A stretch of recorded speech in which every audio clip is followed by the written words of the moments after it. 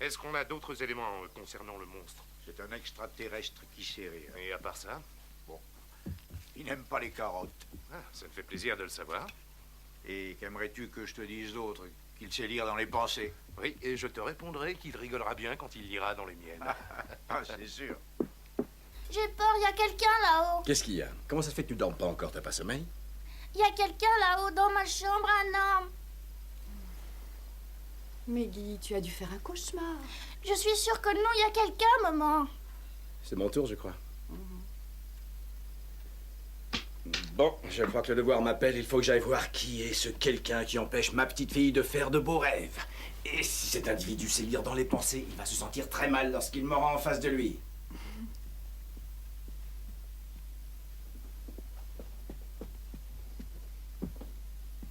Le monsieur était là, juste là.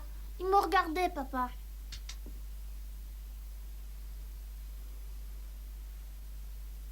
Tu vois bien, il n'y a personne.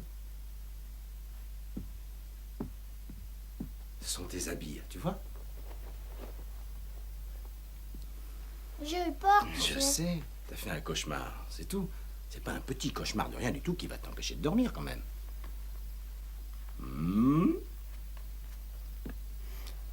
Allez. Maintenant, écoute-moi. Tu saurais garder un secret? Eh bien voilà, quand j'étais encore tout petit, je faisais tout le temps des cauchemars. Je voyais des monstres. Des monstres. J'en voyais dans les placards, j'en voyais sous mon lit, j'en voyais partout. Et c'est mon papa qui un jour m'a dit le secret. Et depuis, j'ai plus jamais eu peur. Les monstres sont incapables de nous attraper quand on se cache sous les couvertures. T'es certain de ce que tu dis? Sûr et certain, c'est la règle. Et même les monstres ne peuvent rien contre ça. C'est bien. Le seul problème avec cette théorie, c'est qu'il n'existe pas de couverture qui protège les enfants de leur papa. Papa! Allez, on arrête. On arrête, d'accord? On se calme. Voilà. Maintenant, tu vas essayer de dormir. Bonne nuit, chérie.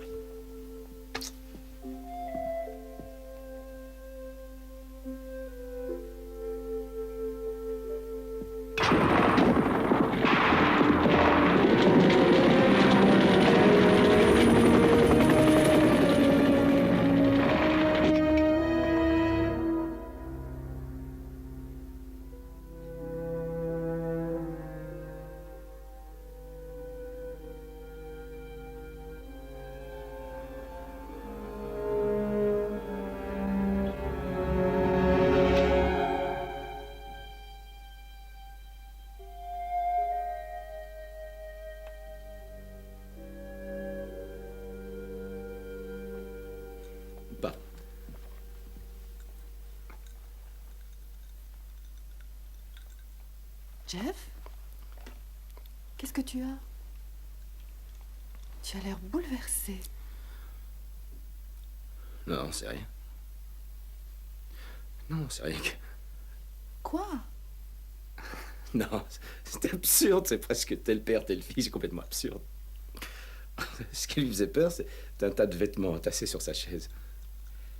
Ben oui, elle a l'imagination de son père. Oui. Je me demandais ce qui s'était passé. Tu l'as rassuré, ça va? Oui, oui, bien sûr.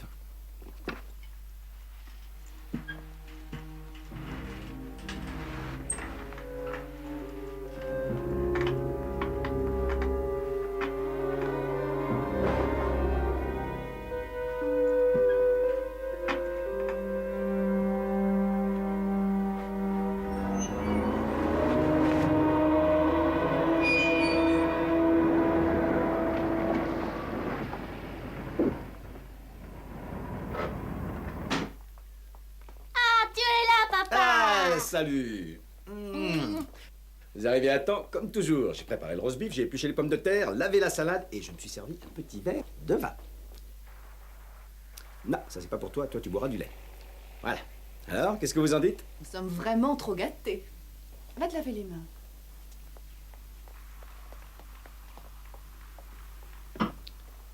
Ça ne va pas? C'est une question? Et pourquoi est-ce que ça n'irait pas? Vas-y, dis-le-moi. C'est à cause du verre de vin. La dernière fois que je t'ai vu en boire, c'est le jour où tu as eu ce stupide accident de voiture. Alors c'est quoi cette fois? Ce matin, en classe, un élève m'a demandé où est-ce que je me trouvais pendant la guerre du Vietnam.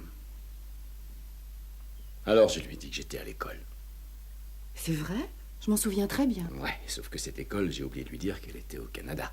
Oh, mais ça ne le regarde pas. C'est ce que j'ai dit à ce jeune homme.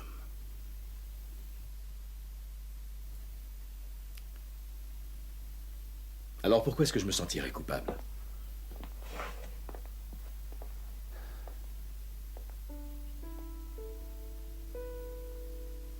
Non, non, tu crois que je le fais exprès? Eh bien, si c'est le cas, ça veut dire que j'ai besoin que tu me dises que je n'ai jamais rien fait de mal. Alors dis-le-moi. Tu n'as jamais fait de mal à qui que ce soit. Merci. Tu connais ta réplique par cœur, à force.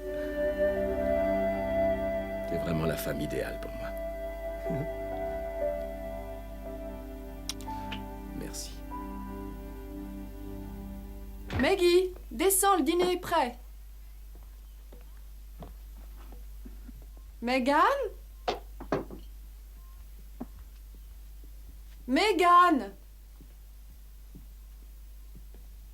Oh, chérie, tu lui as pas lavé tes mains? Le monsieur d'autre jour est revenu, il m'a parlé, il était dans la salle de bain. Oh, c'est plus drôle, Maggie. Viens, tu peux pas manger avec des mains aussi sales. Tu sais que ce n'est pas beau de mentir. J'ai l'impression que ça devient une habitude. Tu camoufles tes fautes derrière ce mensonge. J'ai pas menti, je t'assure, maman. Et voilà. C'est bien mieux, non? Jeff! Jeff! Qu'est-ce qui se passe? Où est-il? Tu l'as sûrement vu passer. Mais qui? J'ai vu passer Un personne. homme dans un fauteuil roulant. Jeff, je l'ai vu. Je veux dire, il écoute, était là-haut. de quoi est-ce que tu me J'étais en train de parles? m'occuper de Maggie et tout d'un coup, dans la glace. Enfin, tu l'as forcément vu passer, Jeff. Un homme dans un fauteuil roulant? Oui. Écoute, chérie, réfléchis une minute. Je pense que si un homme était passé devant moi dans un fauteuil roulant, je l'aurais vu. Et puis d'abord, comment est-ce qu'il aurait fait pour descendre des escaliers? Mais si tu ne l'as pas vu passer, c'est que... Ça y est, maman, il est reparti. Oh, Maggie. Faut pas avoir peur, c'est un gentil monsieur.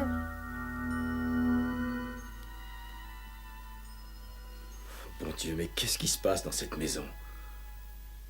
Jeff. Je crois qu'il est grand temps que j'essaie de tirer ça au clair.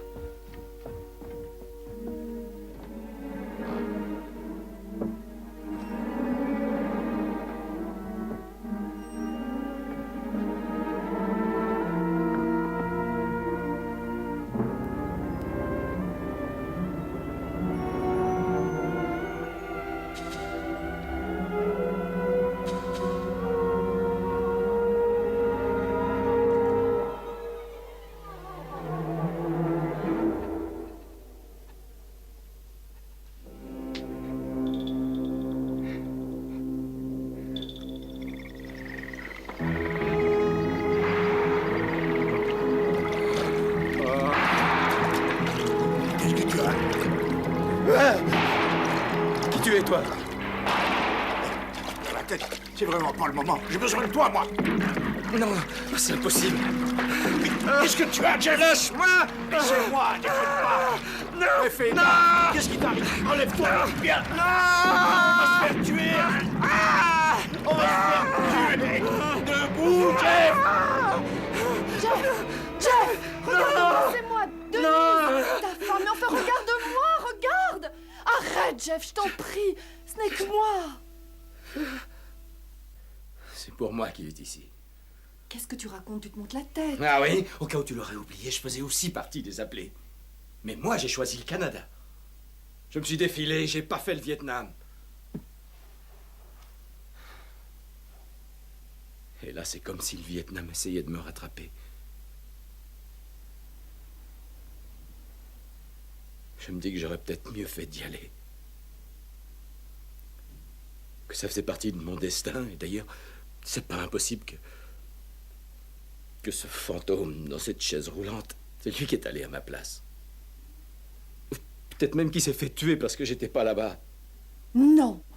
Tu devrais cesser de dire des choses qui n'ont aucun sens, je t'assure.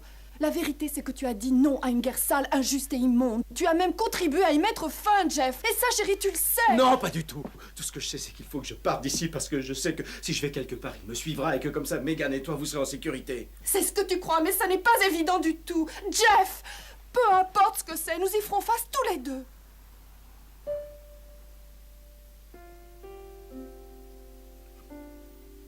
Ouais, t'as raison. T'as encore raison. T'as toujours raison.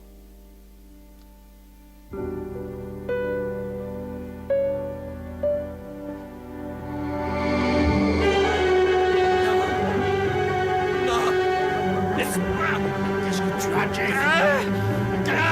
Qu'est-ce qui t'arrive? Jeff! Jeff! Reviens!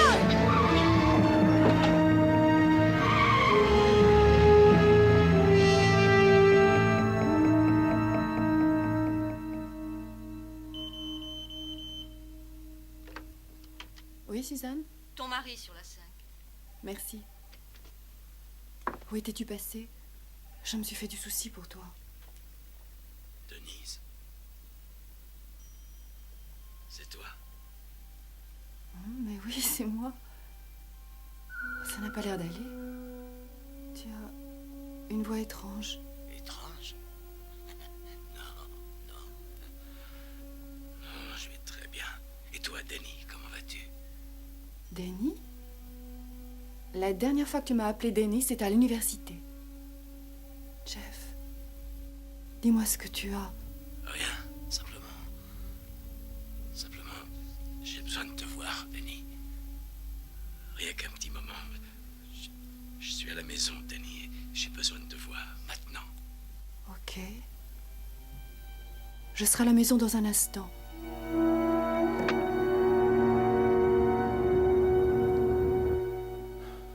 Salut. Bonjour, Jeff. Oh, bah dis donc, t'as une de ces têtes. Eh oui, pour ne rien te cacher, j'ai passé la nuit dans ma voiture et c'est pas très confortable. Bon, Denise est là? Ah non, elle est partie depuis 5 minutes, après ton coup de téléphone. Mon coup de téléphone, mais j'ai pas appelé. Bien sûr que si. Tu as appelé il y a tout juste 10 minutes, tu te rappelles pas? Et puis quand même, je reconnais ta voix depuis le temps.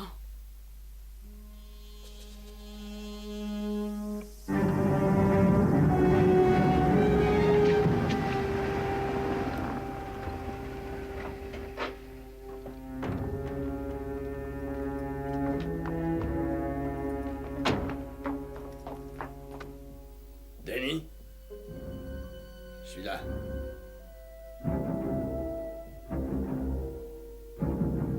Chérie?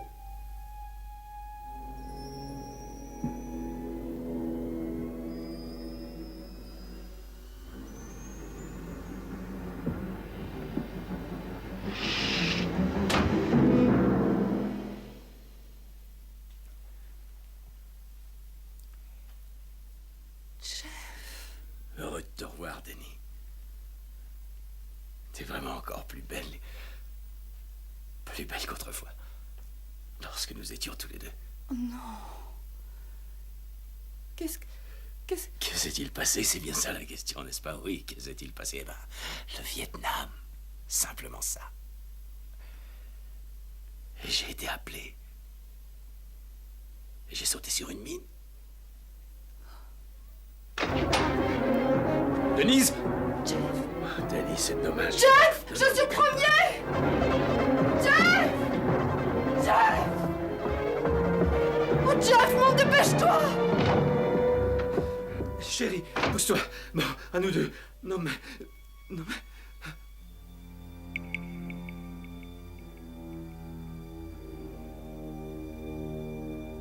Toi et moi...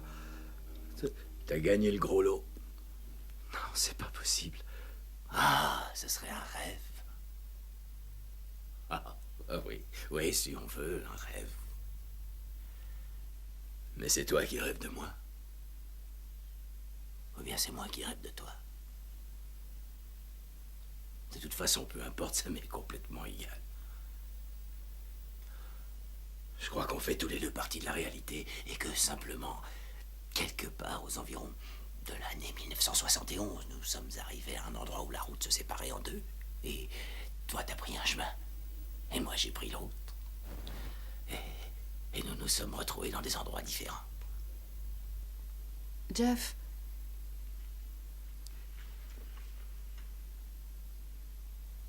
Pardon, dites-moi. Sur votre route, qu'est-ce qui s'est passé? Ce qui s'est passé pour nous, toi et moi. Eh oui, eh ben... Eh oui.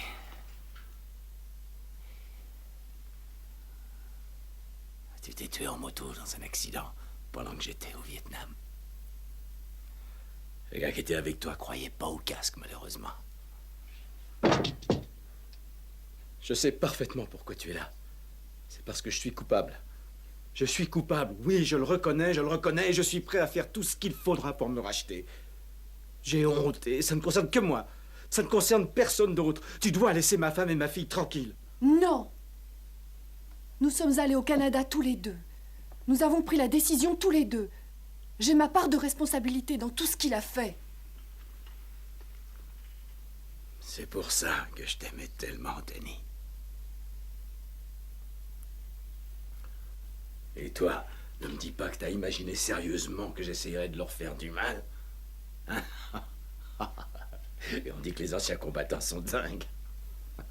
Dis-moi ce que tu veux. Je suis en train de mourir. Oh, les docteurs disent jamais la vérité, c'est bien connu, mais moi, je peux vous dire que je la sens venir. Je la sens venir, mais c'est pas grave. Il y a bien longtemps que j'ai perdu tout ce qui avait d'important dans ma vie, tout ce qui est important pour un homme. J'ai perdu mes jambes, j'ai perdu ma femme, j'ai perdu mon avenir.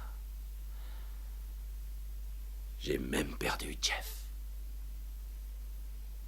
Et le soldat, le troufion, il ne lui reste plus que ses yeux pour pleurer. Plus que d'affreux souvenirs. Alors il s'abandonne, il boit, il attend qu'on vienne, que quelqu'un lui tende la main, et il pleure. Il se demande alors ce qui se serait réellement passé entre Denis et lui. S'il avait agi autrement. Il passe son temps à se poser cette question. La voilà mon histoire. Je me promène plus, je n'erre plus que par la pensée, je m'égare. Je crois bien qu'un jour je me suis égaré jusque sous votre toit. J'avais simplement envie de te voir, vieux frère.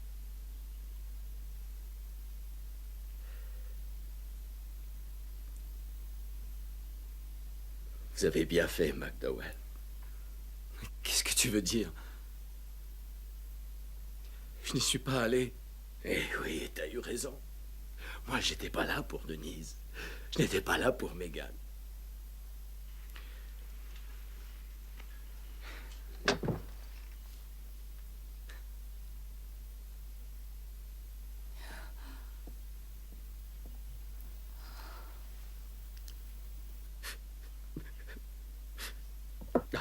Quoi bon? Je crois qu'il vaut mieux que je m'en aille. Vous pouvez rester. Vous êtes le bienvenu. Oui. Eh bien, c'est vraiment très gentil de votre part. C'est impossible. Il faut que je m'en aille. Vous m'avez rappelé de bons souvenirs. Merci. Les flashbacks. À mon avis, ça devrait fonctionner dans les deux sens. Toi et moi, on est la même personne. Et comme j'ai de beaux souvenirs, de très beaux souvenirs, peut-être qu'au contact l'un de l'autre... Non. Peut-être que si on se serrait la main... Non, tu te rends pas compte. Crois-moi, j'ai d'excellents souvenirs à te proposer. Le jour où Denise et moi, nous nous sommes mariés. Notre lune de miel. La naissance de Megan. Non, ce serait trop risqué. Tu te retrouverais avec ces affreux cauchemars, avec ce spectacle d'hommes qui meurent autour de toi. Sans compter toutes ces longues années dans ce grand hôpital pour finir dans ce fauteuil roulant. Et alors, te prendras aussi à ces gens qui s'éloignent de toi, qui te regardent de travers et qui te regardent quand même. Mais attention, tout ça, c'est encore rien. Le pire, c'est quand tu te réveillerais chaque matin en poussant des hurlements à cause du même cauchemar.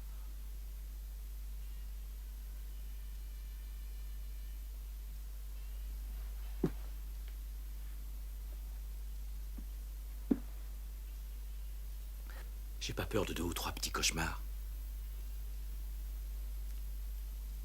J'aurais qu'à me cacher sous les couvertures.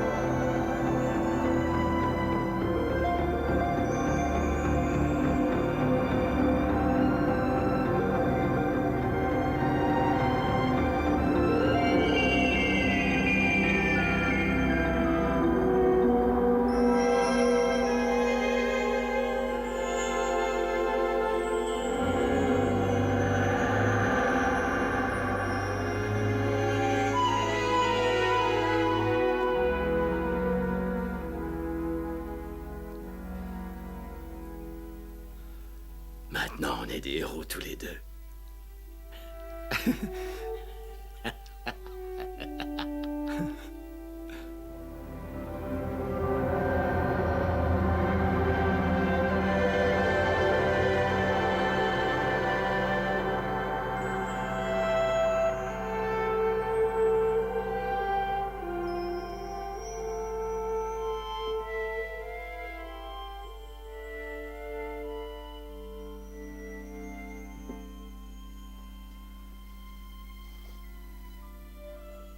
Nous faisons des choix. Et après coup, nous nous demandons ce à quoi l'autre chemin aurait ressemblé. Jeff McDowell en a la réponse. Il a payé le prix. Une leçon de courage et de cartographie de la part des cartographes de la 5e dimension.